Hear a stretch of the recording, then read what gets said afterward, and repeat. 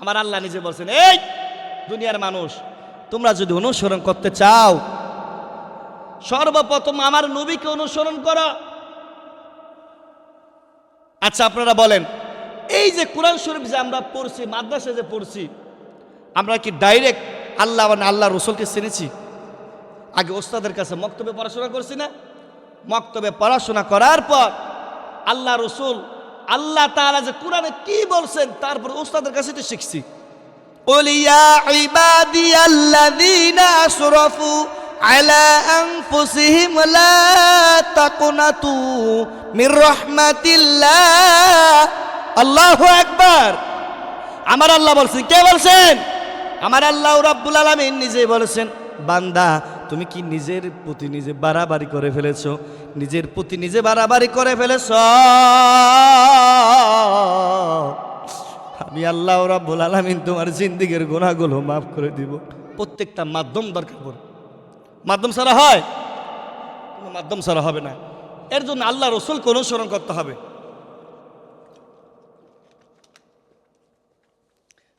সাহাবীরা কি পরিমাণ নবীর জন্য জীবন দেওয়ার জন্য পাগল হয়ে গেছে।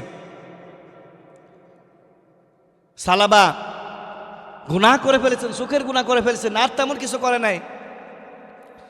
আর আমরা কত গুনাহ করি, একটা গার্লফ্রেন্ড তুই আর কত গার্লফ্রেন্ড ধরি, একটা বয়ফ্রেন্ড ধরি আর কয়টা ধরি, হ্যাঁ, পরকীয়ার সাথে জড়িত, জিনার সাথে জড়িত, ঘরের ভিতরে জিনা। এমনও মাসআলা আছে যেগুলো যদি বলি আপনাদের মাথা নষ্ট হয়ে যাবে। এই যে যুবতী মেয়ে যে আমাদের ঘরে থাকে, আপনি কি জানেন আপনার মেয়ে, একজন যুবতী মেয়ে তার বাবার সামনে কতটুকু পর্দা করে আসতে হবে? এর কি জানেন? হাদিস শরীফের ভিতরে আসছেন যে চুলও দেখতে পারবে না বাবা, কবজি পর্যন্ত দেখতে পারবে, মুখটা দেখতে পারবে, আর পায়ের পাতার এ পর্যন্ত সব ঢেকে রাখবে। সব কিছু সুন্দর করে মোটা জিনিস দিয়ে ঢেকে রাখতে হবে।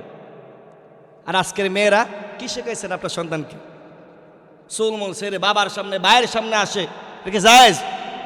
বলেন জায়েজ? আপনার সন্তান কি শিক্ষা দিচ্ছেন? আপনার সন্তান কেমনে সুরক্ষিত হবে? সমাজ কিভাবে ভালো হবে? এই মাসলা হাদিস কিছুই তো জানি না, এগুলা জানতে হবে, বুঝতে হবে। দরকার ঠিক না ঠিক? আমার বাবাজির, আমার বন্ধুগণ, হারজাতে সালাবা এমন করিয়া কান্না করতেছেন খালি, আল্লাহ গো, হায় আল্লাহ, আমার মনে হয় আর গুনাহ মাফ হবে না। মালিক আল্লাহ, আমার নবী তো আমাকে বের করে দিল, আমার গর্ভধারিণী মাও তো বের করে দিল। মালিক, ও আমার বাবাজিরা, এখন চোখের পানি ফেলাইবেন, কান্না করবেন, অন্তরটাকে নরম করে দিবেন। কান্না করতেছে এমন করিয়া। জিবরাইল আমিন বলতেছেন, ও আল্লাহর নবী, আপনি সালাবার কাছে তাড়াতাড়ি যান, আপনার সাহাবীদেরকে তাড়াতাড়ি পাঠান। আল্লাহ তাআলা সালাবার জিন্দেগীর গুনাহগুলো মাফ করে দিয়েছেন। সুবহানাল্লাহ। قل يا عبادي الذين أسرفوا على أنفسهم لا تقنطوا من رحمة الله। আল্লাহু আকবার বলেন। কে বলছেন? আমার আল্লাহ বলছেন। আমার আল্লাহ বলেন, ও দুনিয়ার মানুষ,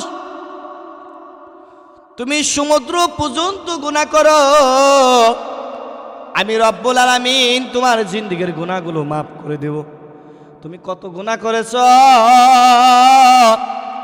ও আমার দুনিয়ার মানুষ, তোমার জিন্দেগীর গুনাহগুলো মাফ করে দিব। পাহাড় পর্যন্ত গুনাহ করেছো, পর্বত পর্যন্ত গুনাহ করেছো, আমি রব্বুল আলামিন তোমার জিন্দেগীর গুনাহগুলো মাফ করে দিব।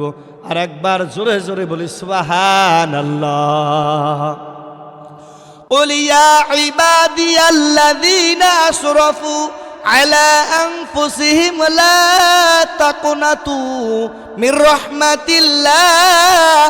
الله أكبر। আমার আল্লাহ বলছেন। কে বলছেন? আমার আল্লাহ রাব্বুল আলামিন নিজে বলেছেন, বান্দা তুমি কি নিজের প্রতি নিজে বাড়াবাড়ি করে ফেলেছো? নিজের প্রতি নিজে বাড়াবাড়ি করে ফেলেছ, আমি আল্লাহ রাব্বুল আলামিন তোমার জিন্দেগীর গুনাহগুলো মাফ করে দিব।